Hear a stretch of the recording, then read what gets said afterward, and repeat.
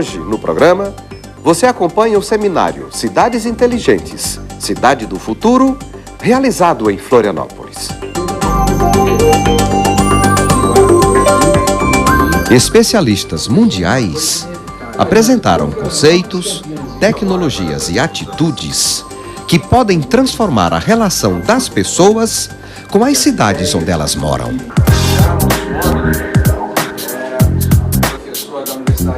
As cidades inteligentes, elas usam todas as tecnologias mais modernas que existem no mundo, em termos de tecnologias da informação, de sensores, etc. e tal. Mas esse não é o problema principal. Você faz cidade inteligente, primeira coisa, a característica principal é com pessoas inteligentes. O segundo fator é a gente ter um lugar inteligente. Um lugar inteligente, você olha para ele, você sabe que ele é diferente dos outros. Então ele tem assim um prédio que você olha para ele e fala, esse prédio aqui, esse lugar é diferente dos outros. É um troço fantástico. Você olha para aquilo e identifica que ali tem um ícone para a cidade, que é uma coisa muito importante. Depois nós temos que ter o governo inteligente. Se você quer começar um empreendimento e o governo não é inteligente, o governo vai te infernizar até você resolver morar em outro lugar. Então, o governo inteligente é você chegar para todas as pequenas empresas e dizer o seguinte, olha, você aqui nessa cidade, você abre uma empresa em 24 horas. Isso é uma coisa que faz uma diferença enorme. Você vai pagar imposto, é uma vez só. Não tem aquela verdadeira via crucis hoje que os empresários têm para pagamento de impostos em diversos níveis, etc. e tal. Se você quer, por exemplo, uma segunda via do seu IPTU, você tem que ir aonde? Hoje, na maioria das prefeituras, você vai querer uma segunda via de IPTU, você tem que ir no balcão, não sei das quantas, no guichê 16, aí você vai precisar de pagar no banco, e aí o banco não abre aquele horário que você foi. E só pode atender naquele banco que é daquele prédio. Quer dizer, é um inferno. Uma outra característica é a mobilidade inteligente. Essa história, preocupar com as pessoas e não com os automóveis, começar a ter sistemas de transporte que sejam de melhor qualidade. E nos terminais dos grandes sistemas de transporte, você tem meios simples das pessoas pegarem bicicleta compartilhada, carro compartilhado, táxi com valor fixo para qualquer lugar daquele bairro. Quer dizer, tem várias formas de você fazer com que as pessoas não se movimentem obrigatoriamente. Claro que podem, se quiserem, mas não se obriguem, se movimentem usando o carro particular. O seminário apresentou exemplos praticados em cidades europeias que podem ser desenvolvidos aqui, nas cidades brasileiras, especialmente em Florianópolis. Em primeiro lugar, por Helsínquia, e Helsínquia porque a sua própria cultura e maneira de ser tem tudo a ver com isto. Duas coisas. Uma, a solidariedade e a transparência, a colaboração. A outra, acreditar em 100% na administração pública. É o único país que eu conheço no mundo onde a população, tudo o que vem da administração pública é bem para a população.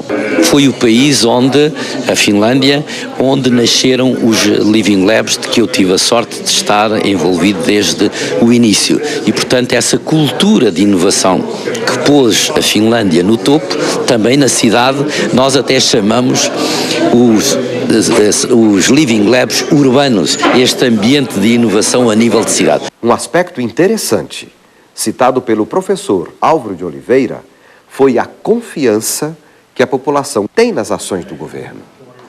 Se no Brasil fosse assim.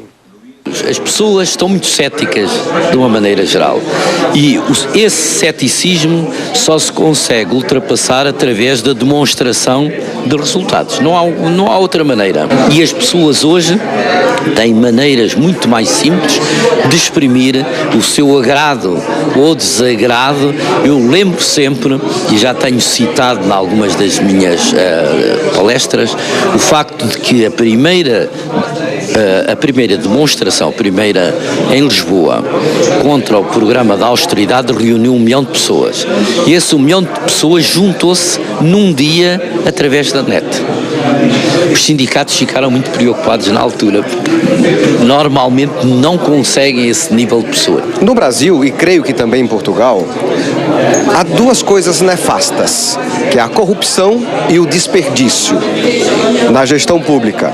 O que pode esse projeto, Cidades Inteligentes, fazer para minimizar, já que não pode ser eliminado, coisas tão nefastas para o futuro de um país? Exatamente a transparência, a abertura e a eficiência de gestão. As manifestações que ocorreram de norte a sul do país dão uma dimensão do repúdio da sociedade à inépcia que permeia a administração pública brasileira. O ideal republicano, que abriga o conceito do bem comum, vem se deteriorando a galope. Há muitas evidências de malversação e irresponsabilidade na aplicação do dinheiro dos impostos.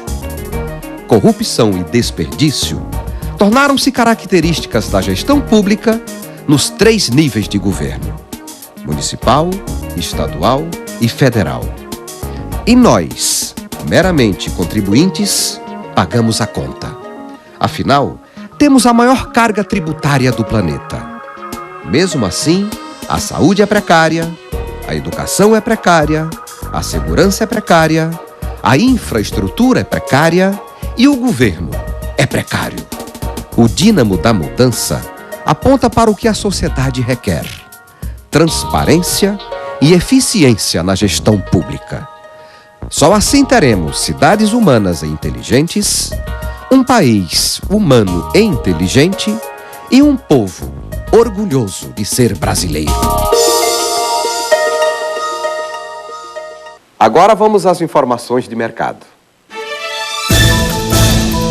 No lançamento da primeira etapa do Plano Mobilidade Santa Catarina, a Fiesc realizou seminário para debater a cabotagem como alternativa para diminuir o fluxo de caminhões nas estradas e reduzir o custo de transporte da produção industrial catarinense. A Fiesc tem como prerrogativa defender os interesses e a competitividade da indústria catarinense, mas também atua fortemente na defesa da qualidade de vida do cidadão catarinense.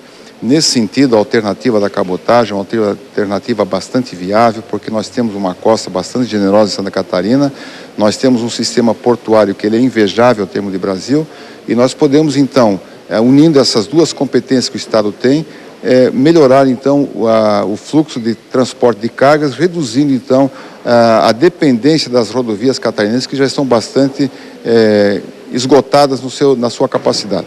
Então, a Copérgia é uma indústria que transporta arroz, ou que beneficia arroz e transporta para o Nordeste. A cabotagem apareceu em 2009 como uma solução ou uma melhoria para que a gente conseguisse levar arroz mais barato para os nossos clientes lá no Nordeste.